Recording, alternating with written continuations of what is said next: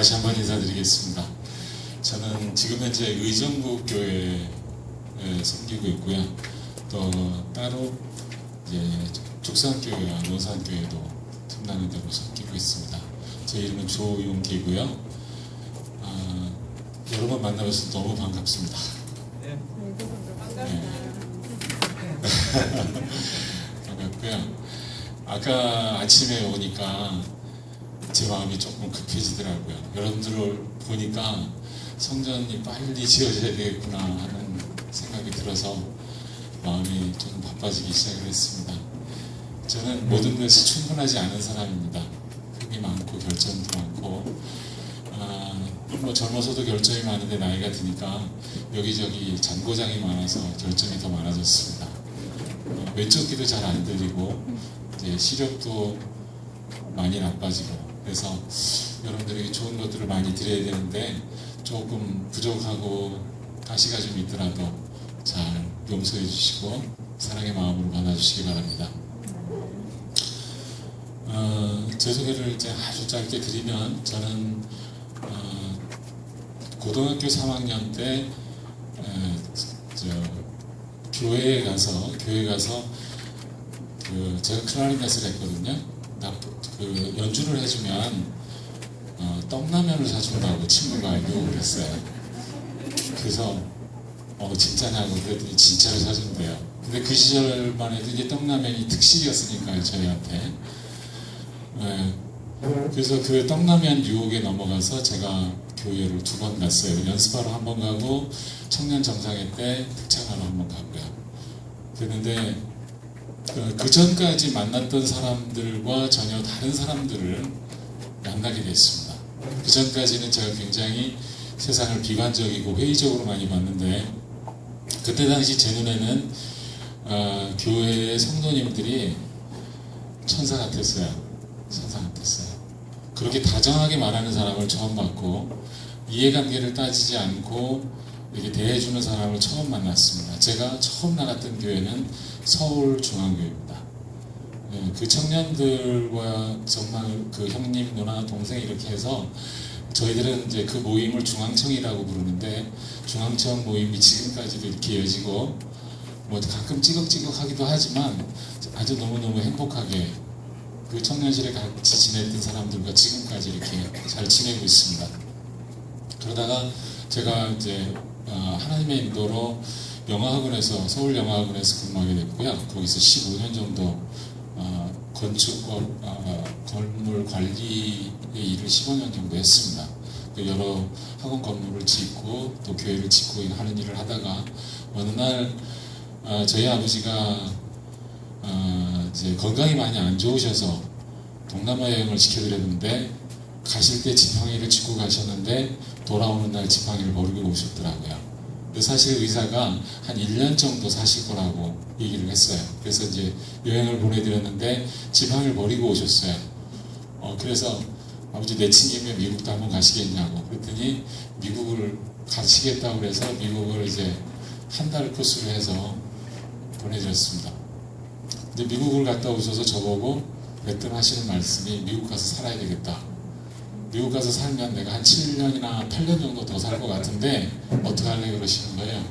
그래서 집사람한테 얘기를 했더니 집사람이 마치 미국 가기를 굉장히 고대했던 것처럼 굉장히 고대했던 여자처럼 이야기를 하는 거예요.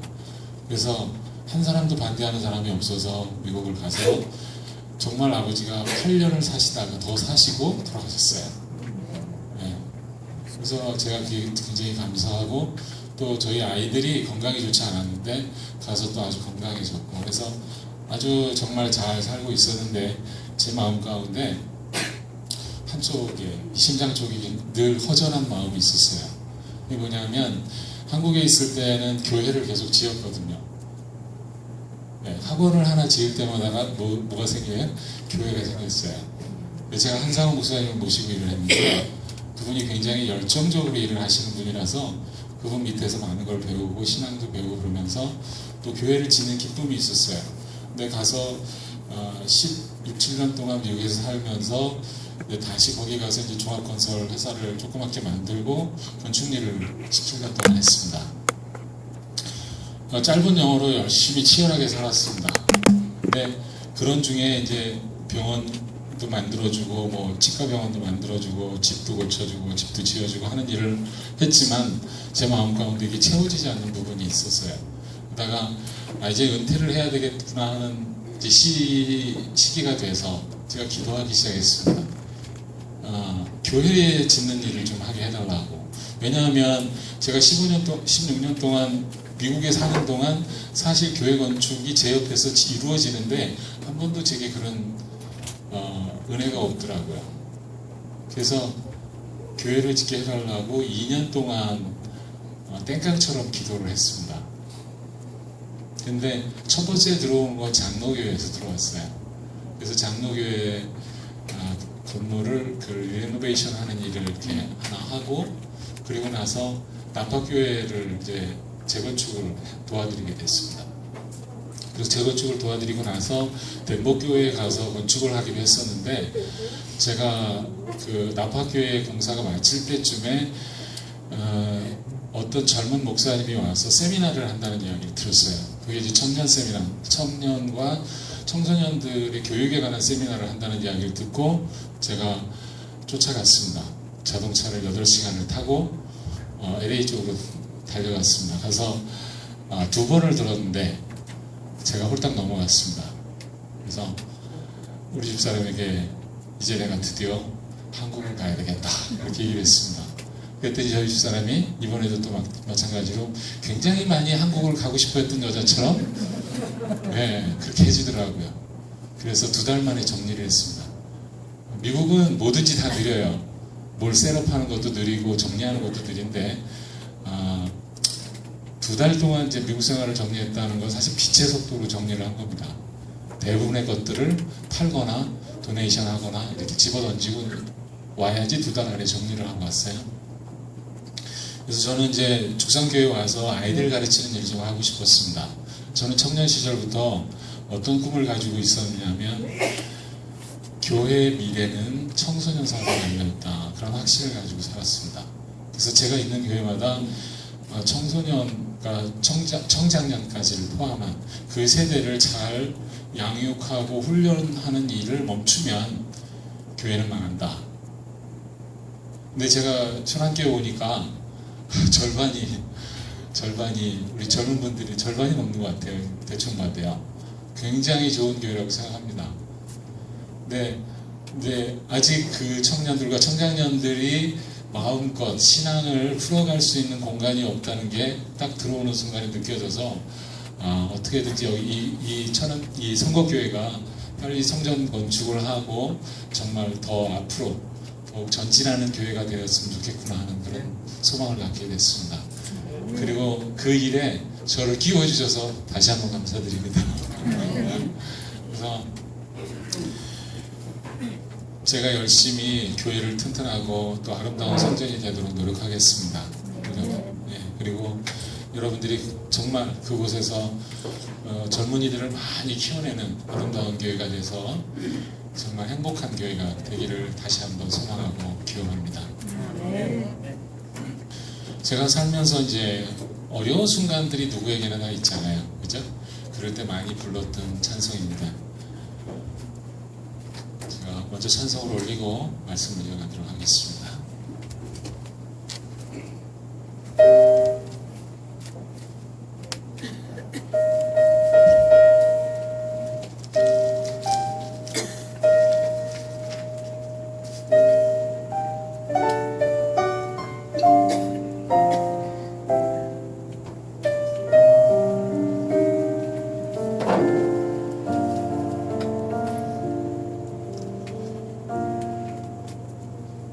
내 눈물로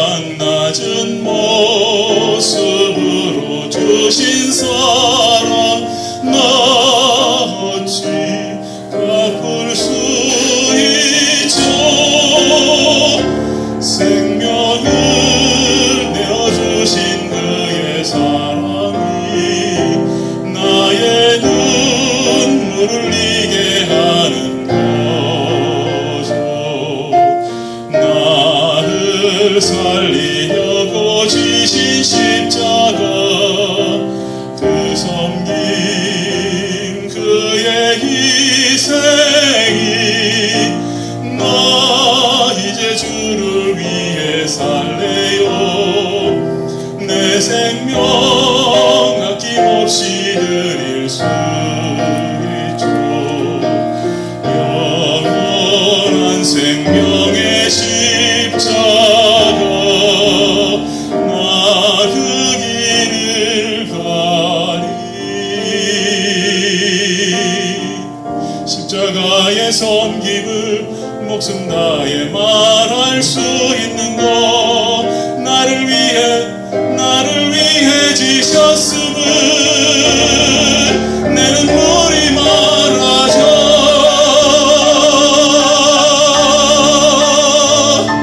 생명을 내어주신 그의 사랑이 나의 눈물을 흘리게 하는 거죠. 나를 살리려고 지신 십자가 그 섬긴 그의 희생이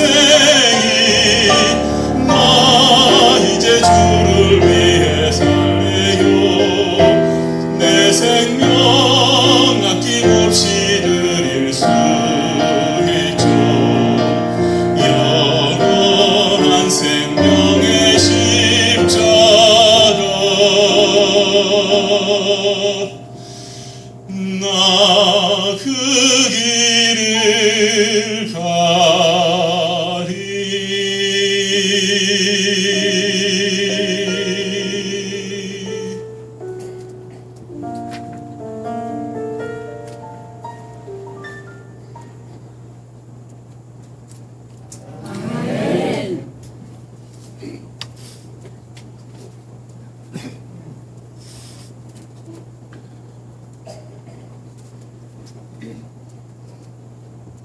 요한복음 14장 1절 읽고 말씀 이어가겠습니다. 너희는 마음에 의심하지 말라. 하나님을 믿으니 또 나를 믿으라. 내 아버지 집에 거할 것이 많도다. 그렇지 않으면 너희에게 일렀으리라. 내가 너희를 위하여 처소를 예비하러 가노니 가서 너희를 위하여 처소를 예비하면 내가 다시 와서 너희를 내게로 영접하여 나 있는 곳에 너희도 영원히 있게 하리라. 재림교회는 무엇으로 살죠? 예, 재림의 소망으로 살아요. 2000년이 넘어가면서 재림의 소망이 더 강해졌어요? 좀 약해졌어요? 예?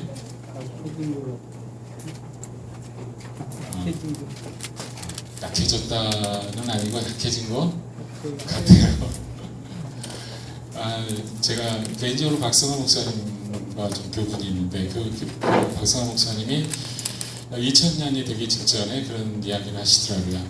2000년이 넘어가면 아마 우리 재림교인들의 신앙이 많이 힘들어질 거다, 그런 이야기를 했었습니다. 제가 이제 미국에서 생활을 하면서 보니까 저희 교회뿐만이 아니고 대부분의 기독교회가 굉장히 점점 어려운 쪽으로 가고 있어요. 그래서 저희 교회에도 목회자가 이제 없어지기 시작해요. 한국 교회는 신학과를 졸업해도 일자리가 있어요, 없어요? 잘 모르세요? 목회를 신학 공부를 하고 목회를 가고 싶은데 젊은 신학부들이 졸업을 하고 가서 목회를 하셔야 되는데 일할 교회가 없어요. 심각한 일이죠. 제가 그리고 이제 여러분들, 젊은 분들은 동영상을 보면 알겠지만 영국에는 3,000개 넘는 대형 교회만 3,000개가 넘는 교회가 문을 닫았어요. 문을 닫아서 그 교회 건물이 뭐가 되는지 아세요? 술집, 쇼핑센터. 그런데 유흥업소로 변하고 있어요. 제가 걱정하는 것은 이런 거죠. 지금 정말 신앙을 열심히 하던 지금 작년 세대가 가시겠죠. 저도 갈 것이고 언젠간 갈 거 아니에요. 예수님께서 속히 오시지 않으면 대부분 아마 30년 후에는 이 자리에 안 계실 분들이 많을 거예요. 그 후에 젊은 세대들이 지금 현재 있는 교회당이라도 건사하고 신앙을 유지할 수 있을지 이런 걱정 안 해보셨죠? 그런 걱정하기에 여러분들 삶이 너무 바쁘신가요? 내 아들의 아들이, 손자들이 갈 교회가 없어진다면 여러분들의 마음은 행복하신가요? 불행하신가요? 네? 불행하죠. 근데 이 일을 위해서 농사를 짓는 사람은 많지 않아요. 다 걱정합니다. 제가 작년 장로 수양회 갔더니 어느 목사님이 그렇게 설교를 하시더라고요. 큰일 났다. 그래서 제가 귀를 쫑긋 떼고 들었어요. 마지막에 결론이 뭘까? 근데 너무 마음 아픈 얘기예요. 결론이 없어요. 대책이 없어요. 지금 이제 많은 교회들이 감소하고 어려움을 당하는 것 사실이지만 그거보다 더 심각한 건 젊은이들로 이 교회를 채우지 못하고 있다는 게 더 심각한 문제입니다. 마치 자식이 없는 가정과 똑같아요. 요즘은 자식을 안 낳는 게 젊은 사람들 사이의 유행이에요. 정말 마음 먹고 나면 2명 낳고요. 웬만하면 1명만 낳고요. 웬만하면 안 낳고 즐기면서 살겠대요. 그런 일들이 저희 아이들한테도 있고 모든 가정들이 아마 대부분 그런 일들이 벌어질 거라고 생각해요. 앞으로 30년 후에 대한민국의 깃발을 태극기를 달고 이 땅에 존재할 수 있을까? 재림교회가 30년 후에 존속할 수 있을까? 예수님께서 그 전에 와주시면 다행이겠지만 예수님께서 혹 더디 오시면 어떻게 할 건가? 실제로 그런 일이 미국에서는 많은 교회, 루터교회를 위시해서 정말 많은 교회들이 교회를 팔고 있어요. 팔기 시작했어요. 제가 시애틀 교회에 있었는데 시애틀 교회에서 그 건물을 정말 아름답게 지어진 성전을 125만 불짜리를 90만 불에 했어요. 그렇게 살 수 있었던 이유는 2가지입니다. 그 대회에서 현찰로 지원해줘서 살 수 있었고, 2번째는 저희가 사지 않으면 그 교회를 살 기회가 없어요.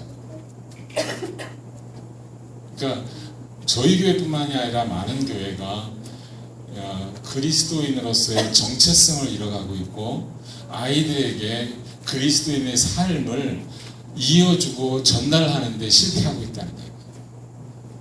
그런데 정말 제가 천안교회 와서는 제가 조금 마음의 위안을 받는 것은 청장년과 우리 젊은 분들이 많아서 내용은 제가 모릅니다. 내용은 알 수 없지만 어쨌든 여기 앉아서 같이 예배를 드린다는 게 얼마나 감사해요. 정말 감사한 일입니다. 여러분들이 살면서 이 세상에서 정말 소중하게 생각하는 것들이 있어요. 그게 뭐예요? 자식이에요? 옛날에 솔로몬이 제일 소중한 보물 3가지를 가져와라 그랬더니 어떤 사람이 3가지 보물을 이야기했어요. 그게 뭔지 아세요? 그게 뭘까요? 그 솔로몬 왕에게 그 신하가 아주 그 이야기를 하고 큰 상을 받았는데 그것이 3가지 선물 중에 하나가 황금이고 2번째가 소금이고 3번째가 지금이다. 그런데 우리 이제 집사님들과 장로님들께 물어보겠습니다. 여러분들에게 3가지 보물은 뭐예요? 3가지 보물. 내가 가장 소중하게 생각하는 3가지가 뭐예요? 네. 이럴 때는 이제 무슨 답을 드려도 틀릴 가능성이 많으니까 답을 안 하고 싶죠? 네. 틀려도 괜찮죠? 네? 장로님. 건강과요. 건강, 마음과 마음, 신념. 신념이 뭐예요? 마음과 같은 거. 마음을 표현하는 거. 표현을 해야지. 네. 여자들에게 세 가지 보물은 뭐예요? 가족? 아유, 현모양처시네. 여자들에게 세 가지 보물은요? 좀 인간적인 모습으로 좀 내려와서 얘기해볼까요? 그러면 저 밑으로 내려와서 너무 위에 계신 것 같아요. 오늘은 정말 평상시와 같이 목사님의 아름다운 말씀을 듣는 날이 아니라 조용기라는 사람을 데리고 오셔서 여러분들이 보리밥 먹는 날이에요. 편안하게 내려놓고 얘기하세요. 여러분들이 가정에서 제일 소중하게 생각하는 게 뭐예요? 화장품요. 네? 화장품. 화장품? 네? 화장 뭐요? 아, 돈이요? 그런 말 거지. 아, 드라마요? 네. 저희 집사람이라고 저는 절대로 얘기는 못하는데요. 저보다 송중기를 더 좋아할 때가 많아요. 그랬잖아요. 무슨 후회가 나오는 이유가 저의 딸과 저희 아내가 송중기를 사랑하기 시작하더라고요.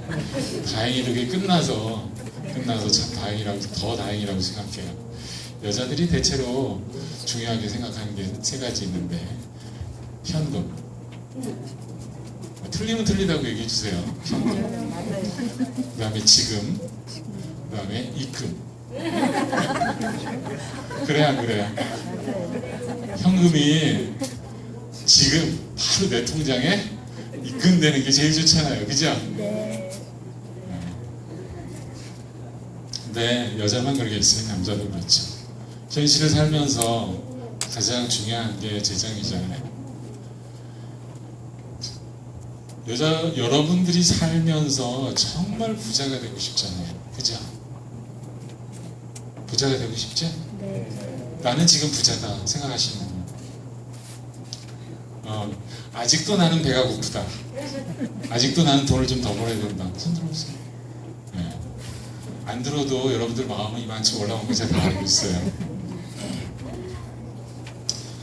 세상에서 부자가 되는 법과 예수님께서 말씀하신 부자가 되는 법이 조금 달라요. 자, 세상에서 부자가 되는 법은 뭐예요? 자, 제가 예를 들어서 이제 회사를 운영을 해서 어떤 제품을 만들어요. 어떤 제품을 만들 때에 돈을 많이 버는 방법이 몇 가지 있는데, 물건을 많이 만들어서 싸게 많이 파는 방법이 있어요. 그죠? 그걸 뭐라 그래요? 판매담이에요. 그거보다 조금 품격 있게 돈을 싹 긁는 방법이 있어요. 뭔지 아세요? 어떤 물건을 한정 판매하는 거예요. 한정 판매. 무슨 말인지 아시죠? 자, 사람들이 좋아할 만한 물건들을 어떻게 팔아요? 조금 만들어요. 조금 만들어서 사람들이 갖고 싶어서 미치도록 만들고 그 물건을 많이 가지도록 해놓고서 어느 순간 확 풀어버리죠. 그죠?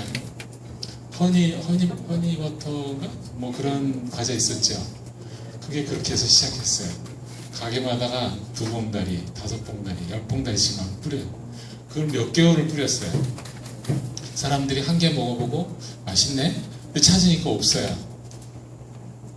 다른 가게 막 뒤져보는데 거기 가게가 5개밖에 없어요. 가서 다 이렇게 싹쓸이 해갖고 와요. 그 다음에 보니까 또 없어요. 한동안 안 나와요. 그래서 조금 있다가 한 10개 들어왔어요. 10개 가서 싹쓸이 해갖고 왔어요. 이 세상에서 돈을 버는 방법은 귀한 것을 적게 만드는 거예요. 근데 하나님의 방법은 좀 달라요. 여러분들이 음식을 안 먹으면 얼마나 버틸 수 있어요? 네? 음식을 안 먹으면 얼마나 버틸 수 있어요? 길어야 40분. 자, 빨리빨리 질문 나갈게요. 자, 여러분들이 물을 안 먹으면 얼마나 버틸 수 있어요? 일주일이요. 자, 여러분들이 숨을 못 쉬면 얼마나 버틸 수 있어요? 네? 4분이나 버텨요? 저 폐활량이 꽤 큰데도 2분 50초 버티기 힘들잖아요. 그죠? 대부분 1분 넘기면 이제 숨 넘어가는 소리가 들려요. 근데 가장 여러분들한테 흔한 게 뭐예요? 여러분들한테 공기예요. 공기를 돈 주고 아직까지는 많이 안 사 먹어요. 아주 드물게 사 먹는 분이 있기는 하지만 대부분 공기는 거의 공짜예요. 근데 요즘 조금 이제 사 먹기 시작하는 거 있어요. 봉이 김선달이 요즘에 등장해서 뭐 사 먹기 시작해요? 물 사 먹기 시작해요. 물은 공기보다 덜 중요하지만 덜 중요하니까 그거보다 어때요? 가장 흔한 게 뭐예요? 공기예요.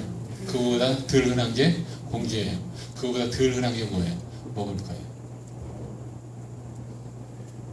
하나님의 방법은 가장 중요한 것을 가장 많이 만들어 놓으세요. 자, 세상의 방법과 하나님의 방법이 다르다고 했는데, 자, 여러분들이 부자가 되는 방법이 있어요. 자, 그게 뭘까요?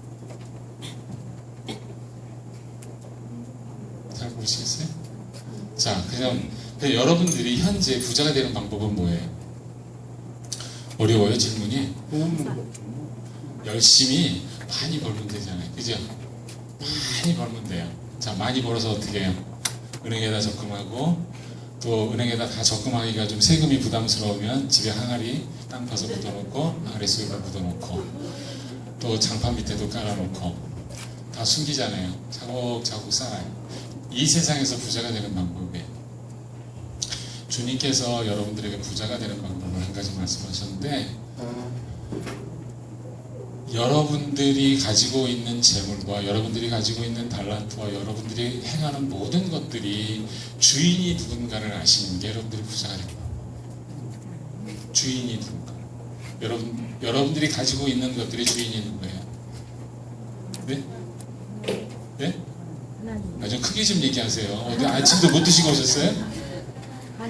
네? 하나님이 주인이에요? 자, 그러면 여러분들이 예를 들어서 이번 달에 좀 세게 나갈게요. 1,000만 원을 벌었어요. 자, 1,000만 원 누구 거예요? 하나님 거예요? 집사님 정말? 내 건데 하나님 거예요? 그런 게 어디 있어요? 내 거면 내 거고 하나님 거면 하나님 아니죠. 거예요. 하나님 네? 벌었으니까 하나님 거죠. 그래도 내 거예요? 그러면 주님께서 오늘 오셔서 그 돈 좀 나오고 그러면 어떡하실까요? 드려야죠. 다 드릴 거예요? 네. 아이고, 집사님 믿음 있으시네. 박수 한번 쳐주세요. 우리 집사님은 그 말 하신 거 있다가 후회하실지도 몰라요. 저희 끝날 때. 저도 신앙생활을 30여 년 하면서 11조를 드렸을까요? 안 드렸을까요? 드렸죠. 네. 그러니까 아직까지 장로라고 부르겠죠. 10조도 못 드렸으면 장로라고 안 불렀겠죠. 11조 열심히 드리고 살았습니다. 어느 날 제가 이제 주님과 함께 주님의 일을 하면서 살아야 되겠다고 생각을 했습니다. 젊은 시절에 저는 선교사를 가고 싶어 했어요. 선교사를 그냥 가고 싶어 했는데 이제 이 딸린 식구가 많았습니다. 딸린 식구가 많아서 이걸 포기하고 그냥 살면서 언젠가는 하나님께서 허락하시면 많은 선교사들이 그들의 인생을 던져서 주님께 드렸던 것처럼 그런 인생을 한번 살아봐야지, 그런 꿈을 갖고 살았습니다.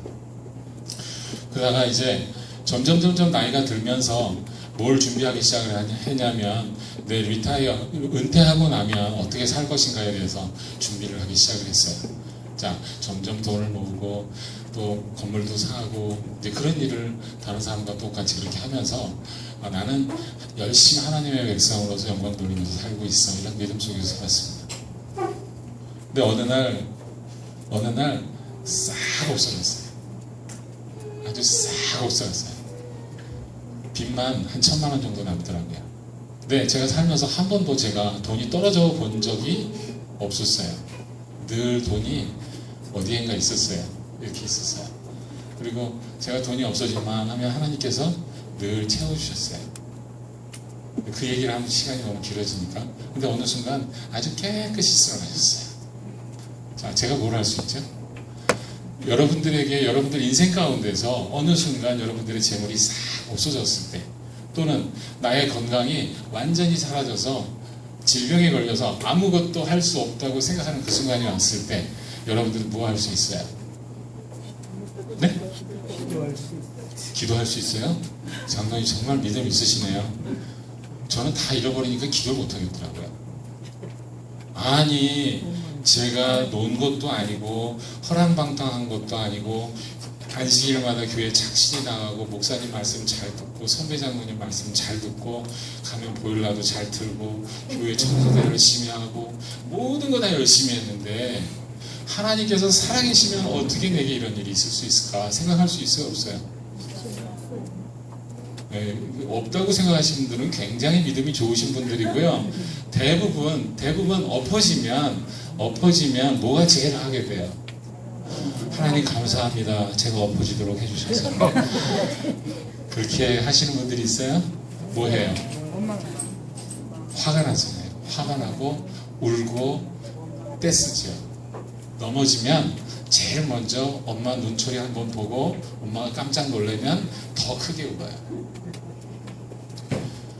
어른들도 아이들하고 하나 다르지도 않아요. 내가 모든 걸 다 잃어버렸을 때, 그게 건강이든 재물이든 모든 걸 다 잃어버렸을 때 할 수 있는 행동은 엎어져서 울든지, 울다 지치면 이제 아주 이제 그 원망을 하기 시작을 하죠.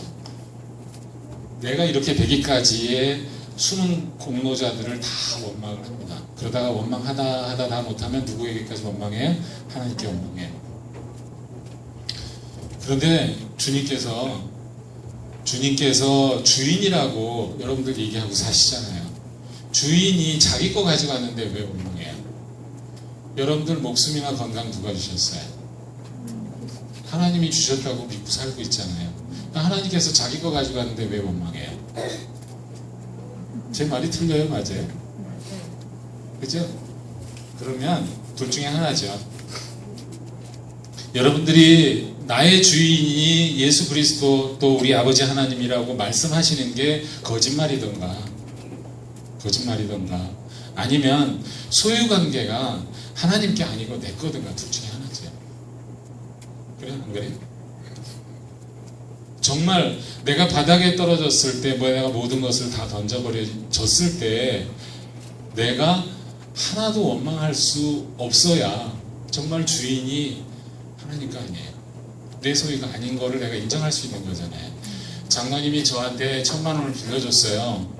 어느 날 내가 급하다고 장로님 말씀하셔서 1,000만 원을 도로 가져갔어요. 제가 원망할 수 있어요? 없어요? 원래 누구 돈이에요? 네?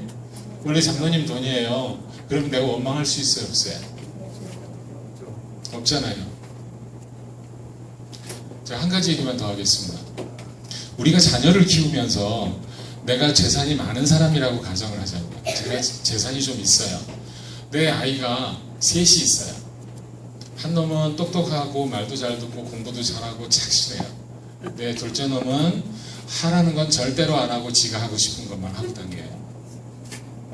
자, 그러면 내가 가지고 있는 것을 큰아들한테 맡길 것 같아요? 둘째 아들한테 맡길 것 같아요?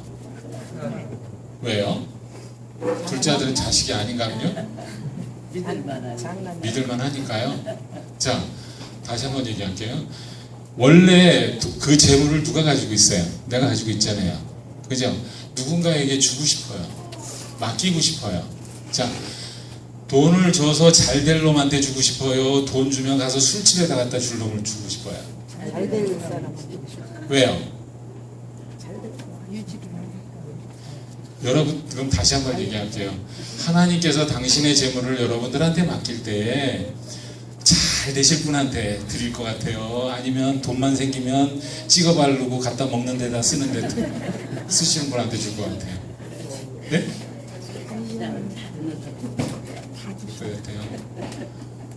그럼 이제 답이 나왔잖아요.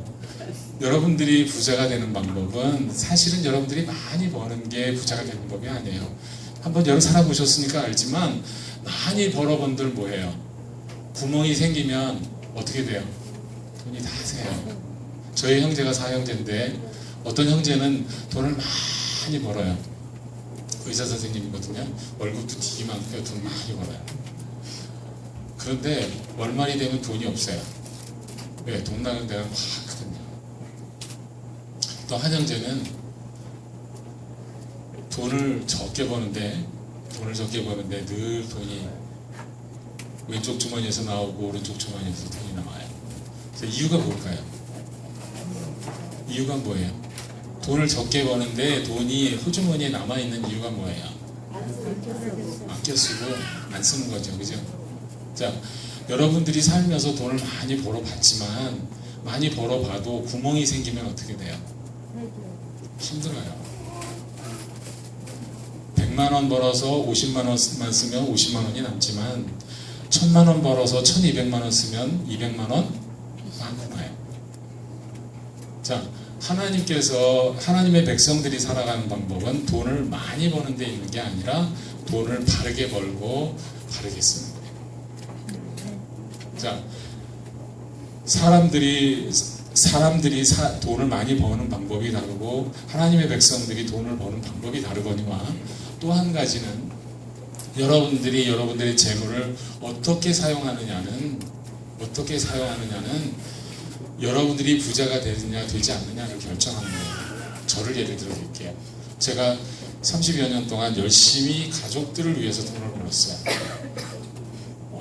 제가 처음부터 끝까지 쭉 건축을 했으니까 건축을 하면서 그렇게 가난하지 살지 않을 만큼 벌었어요. 그런데 늘 쫓겼어요. 늘 쫓겨요. 늘 돈 쓸 데가 많고 늘 바빠요. 제가 모든 걸 다 정리를 하고 다 던졌습니다. 나파교회 가서 6만 불을 받아서 6천만 원을 받아서 6천만 원어치 영수증을 드렸어요. 자, 그게 무슨 뜻인지 아시죠? 사업하시는 분들은 내가 6천만 원을 받아서 6천만 원 영수증을 그대로 갖다 드렸어요. 그게 무슨 뜻인지 알 거예요. 일을 하시는 분들은. 그랬더니 교회가 장로님 너무 열심히 해주셔서 고맙습니다. 근데 그 다음에 9만 불을 또 주시는 거예요. 그러니까 9천만 원을 줬어요. 쉽게 얘기를 해도 9천만 원을 주고서는 또 저한테 일을 부탁을 하더라고요. 근데 이제 일을 이만큼 하기를 계획을 했으면 저는 일을 이만큼 해드리는 거예요. 더 많이 해드리는 거죠. 그러니까 그 돈을 가지고 그 돈을 다 쓸 때까지 일을 해드리는 거예요. 15만 원 불어치를 일을 해드렸어요. 그리고서 가방을 정리하고 시애틀 집으로 돌아가려고 준비를 하고 있는데 교회 재직들이 저를 좀 붙잡았어요. 잠깐만 기다리시라고. 장로님이 그냥 가시면 우리가 굉장히 잘못하는 사람들이 되니까 장로님 좀 가시지 말고 기다리라고 그래서 기다렸더니 그분들이 3만 불을 주시더라고요. 제가 2년 동안 일을 했습니다. 교회 수리공사를. 근데 그 후에 제가 이제 3만 불을 가지고 이제 너무 감사합니다. 그러고 왔죠. 주니까 받아야지 어떻게 해요, 그죠? 이제 하다 가지고 오면서 집을 왔는데 저희가 집에 도착하기 한 서너 시간 전에 도둑님이 오셔가지고 집안에 있는 모든 가재 도구와 제가 이게 좋아하던 악기들 있었어요. 클라리넷, 색소폰, 전자기타, 기타, 키보드 이런 것들이 좀 많이 있었는데 그런 물건들을 싹 쓸어서 청소를 하고 가져갔어요. 자, 제가 이제 정말 소중하게 생각한 수십 년 동안 소중하게 쓰던 물건들을 깨끗이 쓸어갔어요. 도둑님이. 자, 여러분들 그때 기뻐하고 찬송할 수 있을 것 같아? 기쁜 일이야? 무슨 일이야? 슬픈 일이지? 이렇게 그냥 어이가 없어서 턱이 다물어지지를 않는 거예요. 그리고 이제 그 중에 어떤 물건들은 도둑이 가져가지 않고 그냥 바닥에다가 쓸어버린 거예요. 속에 돈 들었나 해가지고 중요한 걸 까서 뒤집고 해가지고 쏟아놨어요. 30년 동안 지휘하면서 모았던 악보들이 거기 다 쏟아져 있더라고요. 또 제가 아끼던 물건들인데 어떤 물건들은 도둑들은 가치가 없다고 생각해서 안 가져가서 속에 쌓였어요. 그 순간에 제가 깨달은 게 있어요. 제가 도둑놈도 가져가지 않는 물건을 30년을 끼고 살았어요. 제가 똑똑해요, 멍청해요? 아니, 다시 한번 못 알아들으시는 것 같은데 도둑님도 안 가져가는 물건을 내가 30년을 애지중지하고 살았다고요. 제가 똑똑해요, 멍청해요? 여러분들은 어떤 것 같아요? 제가 모르지만 여러분 집에 가서 제가 한번 조사를 해보면 도둑도 가져가지 않은 물건들을 쫙 끼고 살아요. 그죠? 우리 인생의 삶 속에서 정말 버려야 될 것들을 그렇게 끼고 살아요. 정말 누가 그거 가져가면 화를 내기까지도 하고 욕하고 원망하기도 하면서 도둑도 가져가지 않고 거지도 가져가지 않을 물건들을 내가 30년, 40년, 50년, 60년 동안 끼고 산다는 거예요. 그러면 뭐가 중요한 거고 뭐가 중요한 건지, 중요하지 않은 건지를 생각하고 살았다는 거예요. 생각하지 않고 산다는 거예요. 생각 안 하고 사는 거예요. 우리가 굉장히 똑똑하다고 생각하지만, 제가 그렇다는 얘기예요. 여러분들이 그런 게 아니고, 똑똑하다고 나 자신을 확신하고 살지만 뭐가 중요한지도 모르고 사는 거예요. 숨 넘어갈 때 후회해봤자 소용없어요. 버릴 물건 지금 다 버리세요. 정말 버리지 말아야 할 것 정말 가슴에 품고 꼭 간직하면서 사시라는 거예요. 그런데요, 우리 하나님은 이렇게 역전의 하나님이잖아요. 역전의 하나님 아세요? 우리가 바닥에 떨어졌을 때 언제 한번 우리 아버지가 우리 하나님 아버지가 우리를 바닥에다 쳐박은 적 있어요? 사실은 그거 아니에요. 내 욕심과 내 야망과 내가 가지고 있는 인간적인 욕망들이 나 자신을 구석에다 쳐박아요. 그런데 우리 주님께서 그걸 이렇게 반전시켜 주셔요. 그 후에 보험회사에서 연락이 왔어요. 연락이 와서 미국은 이게 그 하우스 보험이 잘 돼 있어요. 인슈런스가 잘 돼 있어서 이게 무슨 일이 생기면 계산을 잘 해줘요. 근데 한국에 와서 보험을 받으려고 한번 청구를 해봤더니 돈을 가져갈 때 귀신같이 가져가는데 안 줄 때 되게 안 주더라고요. 근데 이제 미국 보험회사는 잘 주는 편이에요. 한국 보험회사보다. 근데 제가 그 대충 이렇게 계산을 해봤는데 도둑맞은 물건이 계산해도 한 1,000만 원이 될까? 제가 시장 가서 좋은 값으로 팔아도 아마 1,000만 원 받기가 좀 어려울 것 같아요. 근데 보험회사에서 한 2,500만 원 나왔어요. 그럼 제가 장사를 잘한 거예요, 못한 거예요. 도둑이 와서 아주 정리를 너무 잘해준 거죠. 자, 우리 주님은 환난도 우리에게 복이 되게 하시는 거예요. 다 쓸어가는 것 같고 다 잃어버린 것 같아도 내가 엎어져서 울 수밖에 없는 상황이지만 제가 그래도 그냥 열심히 일하고 온 거 다 채워놓으시더라고요. 또 한 가지는 제가 평생 건축 일을 하면서 일을 시켜놓고 돈을 안 주는 사람을 3사람을 만났어요. 3사람을 만났는데 한 분은 재림교인이고 한 분은 장로교회 목사님의 부모님이고 한 분은 믿지 않는 분이에요. 근데 돈을 안 주려고 마음을 먹은 사람은 행동이 똑같아요. 첫 번째, 저를 일을 시킬 때는 천사의 얼굴을 하고 있어요.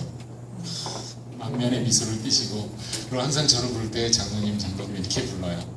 그리고 제게 늘 맛있는 걸 주려고 노력하세요. 그래서 제가 트라우마가 생겨가지고 현장에서 장로님 그러면 굉장히 무서워져요. 차라리 사장님 그러면 제가 안 무서운데 장로님 그럴 때가 제일 무서워지기 시작하고, 그러다가 또 맛있는 걸 사주기 시작하면 점점 무서워지기 시작을 해요. 근데 정말 무서운 것은 이제 제가 수금을 해야 돼서 이렇게 돈이 필요하다고 마지막에 이렇게 말씀을 드리면 얼굴이 이쪽에서 이쪽서부터 이렇게 싹 변해가세요. 제가 그걸 여러 번 경험을 했어요. 얼굴이 이쪽서부터 이렇게 슬라이드가 바뀌는 것처럼 이렇게 변해가세요. 다른 얼굴이 되는 거예요. 자, 그런데 여러분들이 그런 경험을 할 때 어떻게 반응하시나요? 제가 그게 좀 궁금해요. 여러분들이 이제 알고 싶지는 않고요. 근데 이제 제 경험 속에서는 그런 일들을 처음 겪었을 때는 너무 화가 나더라고요. 너무 억울하더라고요. 근데 제가 성경을 읽다가 어떤 참 특이한 장면을 봤어요. 야곱과 아브라함은 삶의 반응이 다른 사람들이에요. 야곱의 아들들은 자기 누이 동생이 나쁜 일을 당했어요. 어떻게 했어요? 그 동네에 가서 아주 싹 청소해버렸어요. 다 죽여버렸어요. 보통 여러분들은 모세의 율법이 굉장히 잔인하다고 생각을 해요. 눈을 빼면 눈에 상해를 입히면 눈을 빼고 뭐 눈에는 눈, 이에는 이 그러잖아요. 이빨 한 개 빠지면 상대방 이빨 하나 빼고 되게 잔인해 보이죠? 그래서 우리들은요 그렇지 않아요. 더 잔인해요. 한 대 맞으면 어떻게 해요? 2대 때리고 와야 직성이 풀려요. 그죠? 우리가 1,000만 원을 뺏기면 무슨 마음이 들어요? 그놈한테 가서 2,000만 원을 뺏어갖고 와야지 내 속에 후련해요. 왜? 1,000만 원은 원래 내 거고 1,000만 원은 보상금이니까. 그죠? 교장님 맞죠? 그럼 모세 율법이 잔인해요? 여러분들 마음이 잔인해요? 저희가 받아야 될 노임을 주지 않는 사람들에 대해서 내가 어떻게 반응해야 될까 하다가 아브라함의 모습을 봤어요. 아브라함은 우물 열심히 파서 우물을 잘 파가지고 사업을 잘하고 있는데 어느 순간에 누가 와서 우물을 메꿔버려요. 아니면 우물을 뺏어버려요. 그럴 때 어떻게 해요? 칼 들고 와 싸웠나요? 그냥 떠나가고 그래. 근데 아브라함만 그런 게 아니라 누구도 그래요? 그 아들 이삭도 아버지 닮아가지고 우물 뺏어가면 우물 줘버리고 주다 나중에는 누구까지 줘요? 이건 아니다. 이건 아니다. 어쩔 수 없이 급하게 개입하세요. 그걸 보면서 하나님의 백성들이 정말 하나님 안에서 부자가 되는 방법은 원수를 갚는 것이 아니라 주는 거예요. 달라고 하면 주는 거예요.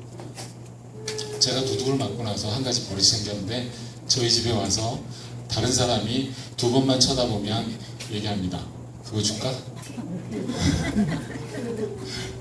저희 집에 찾아오셔서 2번만 쳐다보시면 뭐든지 가져가실 수 있는 기회가 생깁니다. 그때부터 세상 물건에 대해서 애착을 버리려고 노력하기 시작했다는 말이에요. 이 땅의 물건 속에는 내가 애착을 둘 만한 것이 없어요. 그러면 여러분들이 가치를 가지고 여러분들이 정말 마음을 두고 살아야 될 게 뭐예요?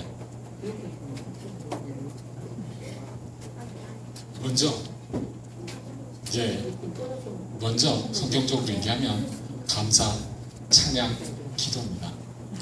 어떤 순간에도 여러분들이 버리지 말아야 될 것은 감사와 찬양과 기도입니다. 기도할 수 없을 때 기도하고 도저히 찬양할 수 없을 때 찬양하고 정말 감사할 수 없을 때 여러분들이 감사할 수 있어야 정말 진짜 하나님의 백성이에요. 내 소유가 누군가를 확실하게 증명하는 거예요. 저는 여러분들이 정말 아름다운 이 성공교회에서 만수하시길 바랍니다. 그리고 예수님 오셨을 때 이 교회가 통째로 들려져서 정말 들림받는 그런 교회가 될 수 있기를 정말 소망합니다. 그렇게 갈 수 있는 첫 번째 방법은 우리가 기도할 수 없을 때 기도하고 찬양할 수 없다고 느낄 때 찬양하고 감사할 수 없다고 생각할 때 감사하는 거라고 생각해요. 그래서 여러분들이 영적으로 승리하고 이 땅에 어떤 물건에도 어떤 명예에도 어떤 것에도 애착과 애증을 갖지 마시고 정말 우리가 가치를 두고 살아야 할 것에 가치를 두고 우리 아이들을 우리 교회에서 정말 잘 양육해서 정말 우리가 정말 기쁜 마음으로 주님의 나라에 갈 수 있게 되기를 간절히 소망합니다.